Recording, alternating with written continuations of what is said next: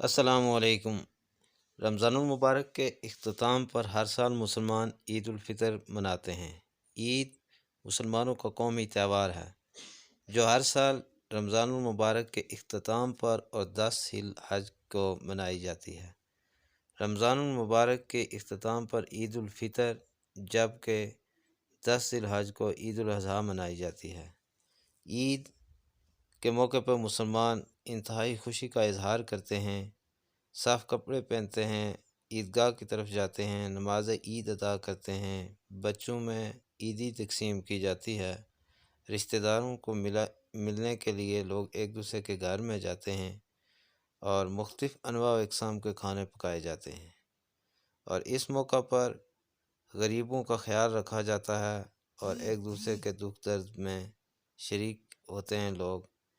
عید الفطر کی نماز یا کسی بھی عید کی نماز واجب ہوتی ہے، اور اس کا مسنون طریقہ یہ ہے کہ جس راستے سے عیدگاہ کی طرف جایا جائے جبکہ گھر دوسرے راستے سے واپس آیا جائے۔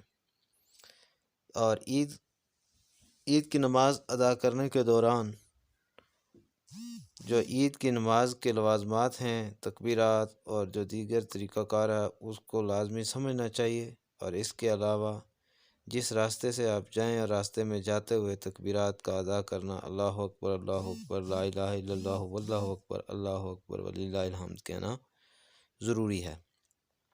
حضور رسالت مآب صلی اللہ علیہ وآلہ وسلم عید کے موقع پر غریبوں کا خصوصی خیال رکھتے تھے، بالخصوص یتیم، معذور یا جتنے بھی خدمت کے لائق لوگ ہوتے تھے ان کی خدمت کرتے تھے۔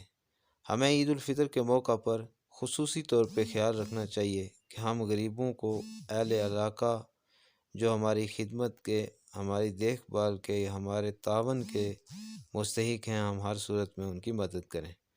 عید الفطر کے موقع پر جب ہم روزے پورے کر لیتے ہیں تو وہ حضرات جن کا کوئی روزہ رہ گیا ہو وہ فدیہ ادا کریں، اور جنہوں نے روزے پورے کر لیے ہوں الحمدللہ ان کو فطرانہ ادا کرنا ضروری ہوتا ہے۔ فطرانہ گھر میں موجود ہر شخص کیا دینا پڑتا ہے، خواہ ایک دن کا بچہ یا بچی بھی کیوں نہ ہو۔ ہمیں کوشش کرنی چاہیے کہ نماز عید ادا کرنے سے پہلے یہ حکم بھی ہے کہ نماز عید ادا کرنے سے پہلے ہم فطرانہ کی رقم ادا کر سکیں۔ فطرانہ کی رقم ہم ان غریبوں مسکینوں کو دے سکتے ہیں جن کی کوئی ذریعہ آمدن نہیں ہوتا یا جن کا کوئی کمانے والا نہیں ہوتا۔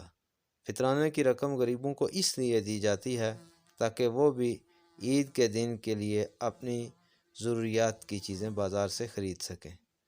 عید کے موقع پر نئے کپڑے پہننا، غسل کرنا، خوشبو لگانا اور مسواک کرنا سنت نبوی ہے۔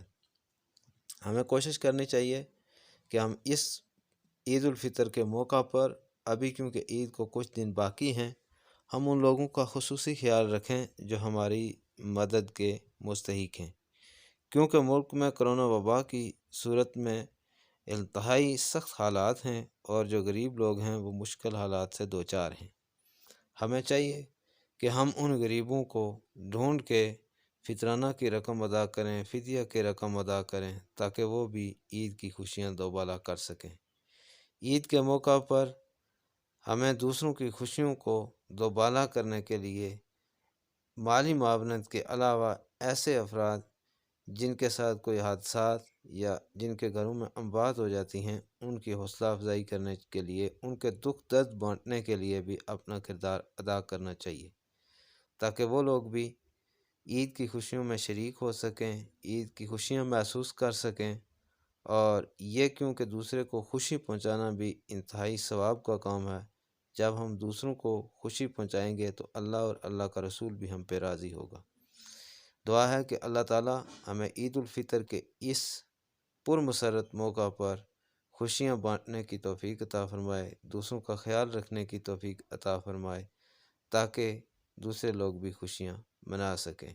نماز عید کا خصوصی طور پہ اہتمام کرنا چاہیے کیونکہ نماز عید واجب ہے اور اس کا چھوڑنا گناہ ہے۔ ہمیں کوشش کرنی چاہیے کہ نماز عید کیونکہ سال میں 2 دفعہ منائی جاتی ہے، کیونکہ روٹین میں ہم اس طرح نماز نہیں ادا کرتے، تو ہمیں اس کا طریقہ جو ہے اس کو بھی ریویو کر لینا چاہیے، تاکہ ہم اس سنت کی ادائیگی میں ہم سے کسی قسم کی کوتاہی سرزد نہ ہو۔